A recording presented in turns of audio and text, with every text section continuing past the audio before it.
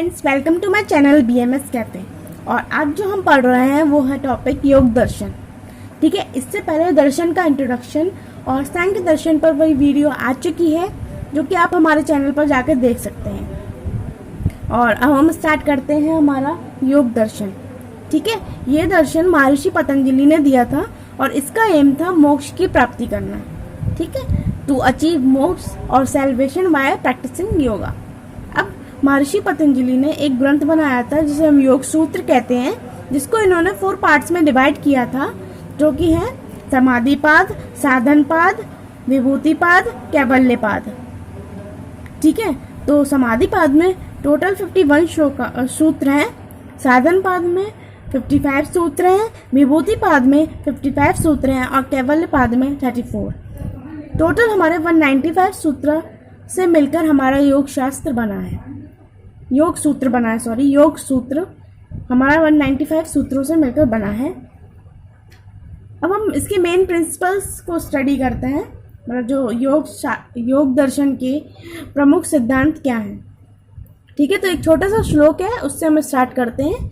अथ योगानुशासनम योगश्चित वृत्ति निरोधः। यहीं से योग शास्त्र की शुरुआत होती है। योग का मीन अपने माइंड को, अपनी इंद्रियों को कंट्रोल करना है ना। चित्त मतलब मन, चित्त की वृत्तियों का निरोध करना ही योग है। ठीक है, अब योग दर्शन में चित्त वृत्ति का भी एक्सप्लेनेशन है। तो ये 5 प्रकार की होती है चित्त वृत्ति,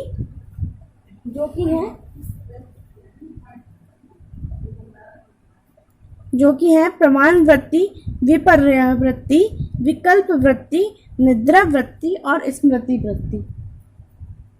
ठीक है, और योग दर्शन में 3 टाइप्स के प्रमाणों को माना गया है, जो कि देखिए सांख्य दर्शन में भी यही 3 टाइप के प्रमाण माने गए थे, है ना। और योग दर्शन में भी इन्हीं 3 टाइप के प्रमाणों को माना गया है, जो कि है प्रत्यक्ष प्रमाण, अनुमान प्रमाण और आप्तोपदेश या आप्तवचन।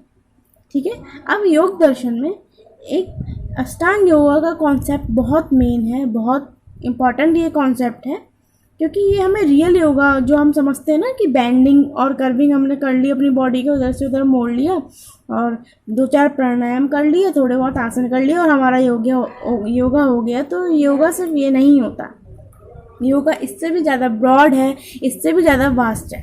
ठीक है, तो हम जो योगा जो पूरा है ना अष्टांग योगा, उसके बारे में पढ़ेंगे। तो स्टार्ट करते हैं। इसमें आता है यम, नियम, आसन, प्राणायाम, प्रत्याहार, ध्यान, धारणा एंड समाधि। ठीक है, एक बार फिर से रिपीट कर देती हूँ मैं। यम, नियम, आसन, प्राणायाम, प्रत्याहार, ध्यान, धारणा एंड समाधि। ठीक है, तो अब उनको डीप तरीके से स्टडी करते हैं। तो अब यम में क्या क्या इन्वॉल्व होता है हम वो पढ़ते हैं। तो यम में इन चीज़ों का डिस्क्रिप्शन है। यम में अहिंसा को माना गया है।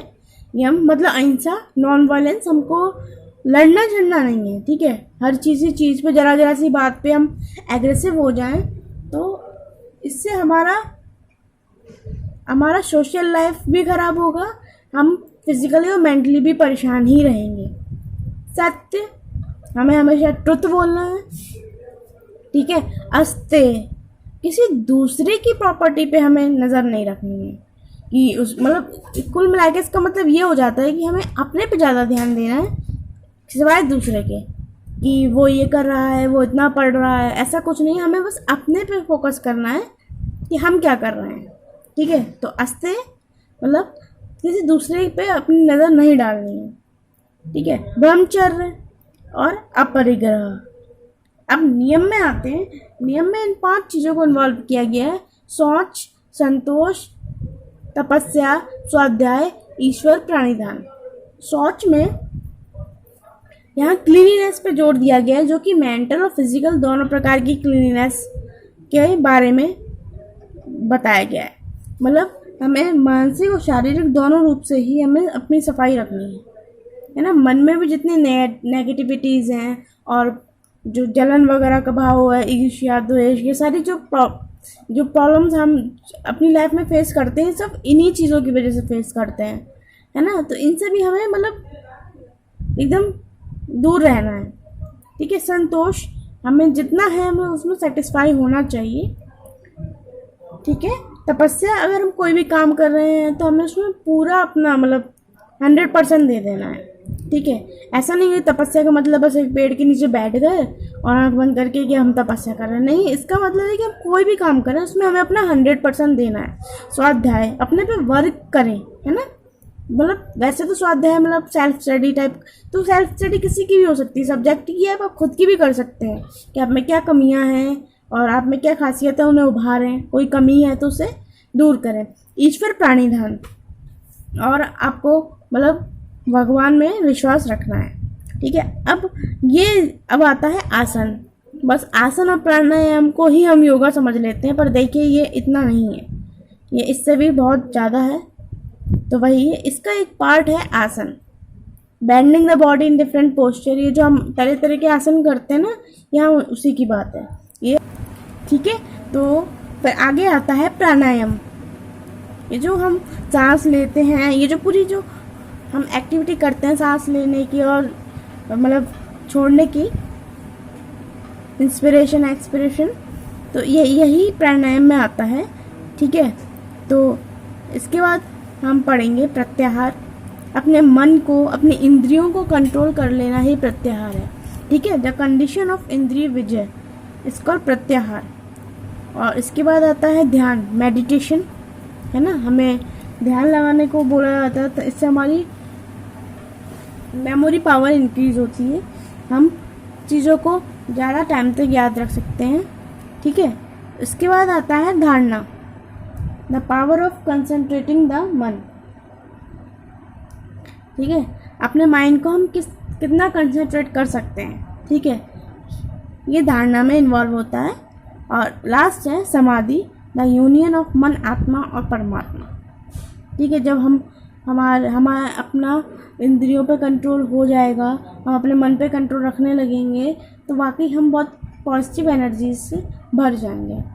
तो वही हमारा यूनियन हो गया ना, कि पॉजिटिव एनर्जी के साथ वही है, या तो आप उसे परमात्मा कह लीजिए, भगवान कह लीजिए, ईश्वर, कुछ भी कह लीजिए, मतलब आप अपने आप को पहले से काफ़ी बेटर पाएंगे।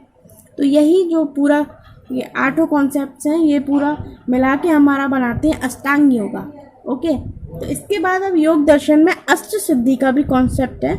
अष्ट सिद्धि क्या होती है? देखिए, ये मिरेकुलस अचीवमेंट्स या फिर सुपर नेचुरल पावर्स हैं, है ना।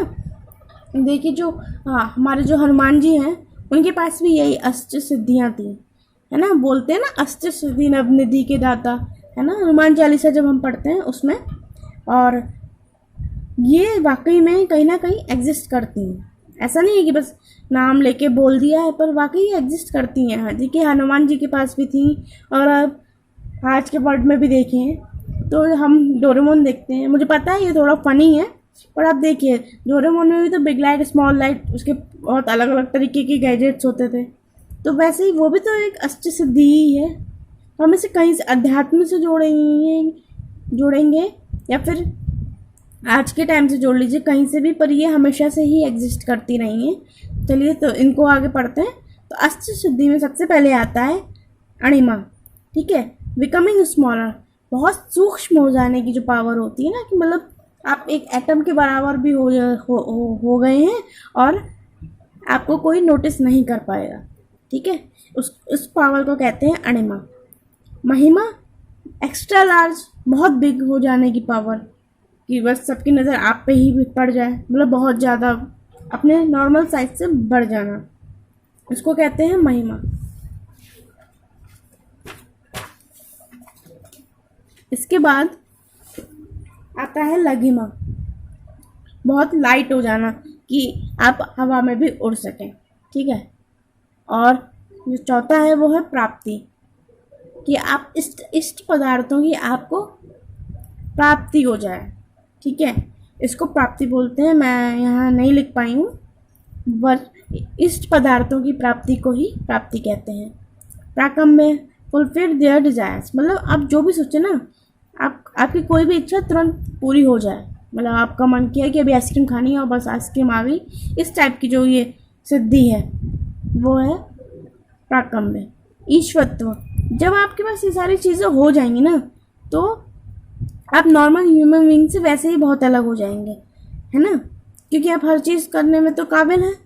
आप हल्के हो मतलब लाइट हो सकते हैं, और आप क्या कहते हैं जब चाहा उड़ सकते हैं। अगर आप लाइट हो गए तो आप उड़ सकते हैं, अगर आप बहुत सूक्ष्म हो गए तो आपको कोई नोटिस नहीं कर पाएगा। तो इसके इन सब के बाद आप एक नॉर्मल ह्यूमन बीइंग से काफ़ी अलग हो गए हैं, है ना। तो आप में वही ना एनर्जी ट्रांसमिशन की पावर आ गई है ना, कि आप अपनी किसी भी एनर्जी को किसी भी वे में यूज़ कर सकते हैं, ठीक है। तो वही है। और जो सातवां है वो है वशित्व, किसी को भी अपने वश में कर लेना, कंट्रोल कर लेना। और जो आठवां है यत्रकामा वसायित्व, आपने जो भी संकल्प लिया है आप वो उसे पूरा कर ही लेंगे। ये सारी जो पावर्स हैं ये अष्ट सिद्धि कहलाती है। अब इसमें हमें देखना है कि योगा और आयुर्वेद में क्या कनेक्शन है, क्योंकि मेनली हमको तो आयुर्वेदा ही पढ़ना है ना। तो ऐसे कौन कौन से कॉन्सेप्ट है जो योगा और आयुर्वेद में माने जाते हैं। तो देखिए, जो हमने 3 प्रमाण पढ़े थे ना, प्रत्यक्ष प्रमाण, अनुमान प्रमाण और आप्तोपदेश, ये योग दर्शन में भी माने जाते हैं और आयुर्वेद में भी, ठीक है। और ये जो प्राणायाम और आसन है इसकी आयुर्वेद में भी कितनी इम्पोर्टेंस है तो हम सभी जानते ही हैं। और ये जो अष्टांग योगा और अष्ट सिद्धि वाली थ्योरी भी आयुर्वेद में और योगा दोनों में ही मानी जाती है। और ये मतलब लगभग योगा के जितने भी सिद्धांत हैं, जितने भी प्रिंसिपल्स हैं, वो सब आयुर्वेद में एज इट इज़ माने ही जाते हैं। तो गाइस, ये वीडियो यहीं ख़त्म होती है। वीडियो अच्छी लगे तो लाइक करना, कमेंट करना, कोई कमी लगे तो वो भी बताना, और फिर मिलते हैं हम अगली वीडियो में। Okay, bye.